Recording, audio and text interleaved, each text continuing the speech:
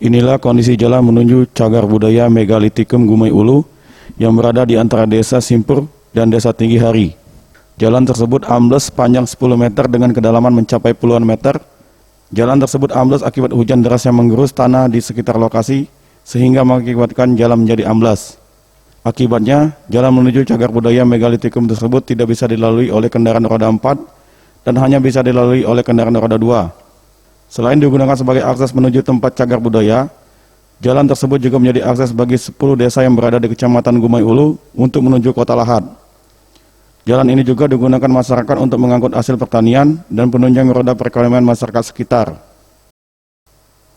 Kepala Desa Tinggi Hari berharap agar jalan tersebut segera diperbaiki, mengingat pentingnya akses jalan tersebut sebagai penunjang roda perekonomian masyarakat, dan juga sebagai akses menuju cagar budaya Megalitikum Gumai Ulu, yang menjadi salah satu ikon di Kabupaten Lahat.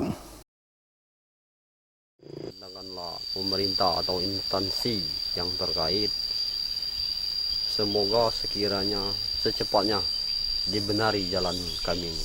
Karena kalau nggak dibenari, seperti saya katakan tadi, hasil petani kami ini terhambat.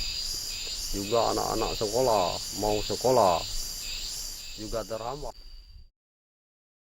Hingga saat ini, jalan tersebut belum tersentuh perhatian dari instansi terkait untuk segera dilakukan perbaikan dan penanganan. Tim Liputan, Sriwijaya TV.